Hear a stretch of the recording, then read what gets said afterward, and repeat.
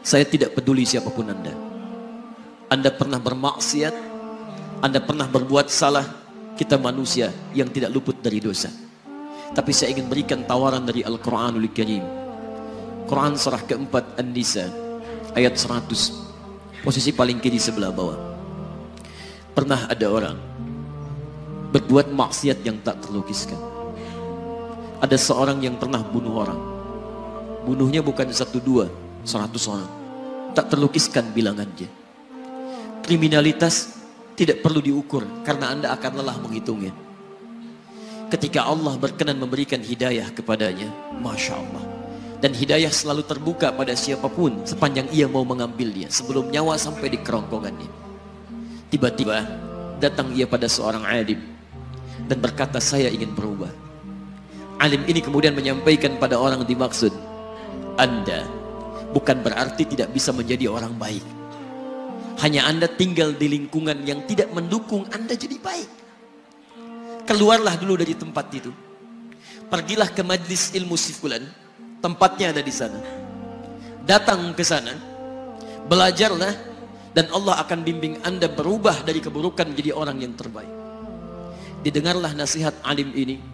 Berangkatlah orang dimaksud, menempuh perjalanannya.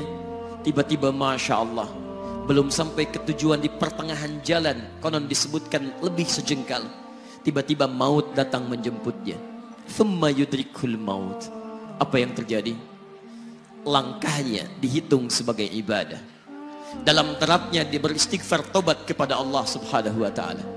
Taubat yang menghadirkan cinta Allah subhanahu wa ta'ala. Quran surah kedua ayat 222 di ujung ayatnya. Innallaha yuhibbut tawwabin. Allah mencintai orang-orang taubat. Dan cinta Allah menghadirkan ampunan bagi seluruh dosanya. Quran surah ketiga Ali Imran ayat 31, paling kiri sebelah atas. Qul in kuntum tuhibbunallaha fattabi'uni yuhibbukumullah. Allah cintai orang yang mau taat pada Rasulnya. Lihat, ketika Allah mencintai seorang hamba, wa yaghfir lakum dzunubakum, Allah ampuni seluruh dosa-dosanya. Derap langkahnya menghadirkan istighfar, taubatnya menghadirkan cinta Allah menghadirkan seluruh ampunan bagi dosa-dosa yang ia miliki. Maka apa yang terjadi? Di tengah perjalanan maut menjemputnya, thumma yudrikhul maut faqad waqa'a ajruhu 'ala Allah. Dan pahala diberikan kepada orang tadi. Di jalan, maaf, maut datang, taubat diterima, dosa diampuni, dan amalan didapati dengan derap langkahnya. Maka apa yang terjadi? Thumma yudrikhul maut faqad waqa'a ajruhu 'ala Allah. Pahalanya dituliskan oleh Allah, dakhalal jannah, kata Nabi, masuk surga orang ini.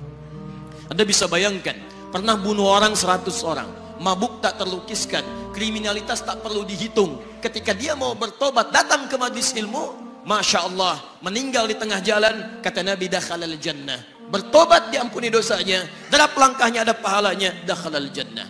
Turun ayat untuk melukiskan tawaran yang sama kepada kita. Wa may yuhajir fi sabilillahi yajid fil ardi muraghaman katsiran was'a. Siapapun yang mau berubah kembali pada ketentuan jalan Allah, kalau dia masih punya batas-batas kehidupan, kami akan berikan kelapangan di sisa hidupnya dan kelimpahan-limpahan kenikmatan selama dia hidup. Wa may yakhruj min baitihi muhajiran ila Allahi wa rasuli.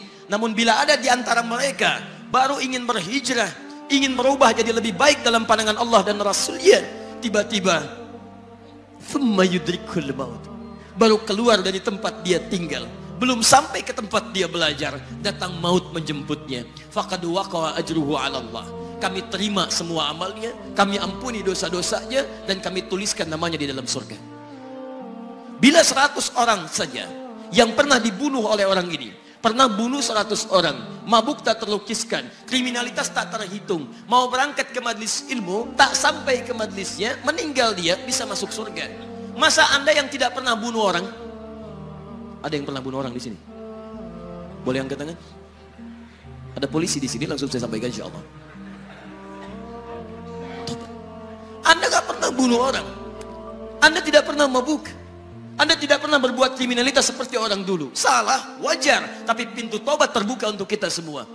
Masya Allah, bedanya dengan orang tadi belum sampai ke majlis ilmu, Anda sudah hadir di dalamnya, langsung di rumah Allah, diberikan tempat yang terbaik, dan kita akan belajar. Kalau dengan semua ini belum mempermudah Anda ke surga, dengan cara apa lagi Allah mesti mengantarkan Anda ke surga? Kalau dengan duduknya Anda di sini belum mau juga bertobat, dengan cara apa lagi Allah harus membimbing Anda bertobat? Kalau dengan seperti ini belum juga Anda taat kepada Rasul, dengan cara apa lagi Allah mesti meyakinkan Anda untuk taat kepada Rasulullah SAW? Karena itu teman-teman sekalian, mari kita pelajari ilmunya, dan dengan ilmu itu akan membimbing kita insya Allah kembali kepada Allah sampai mengajak keluarga kita ke surga.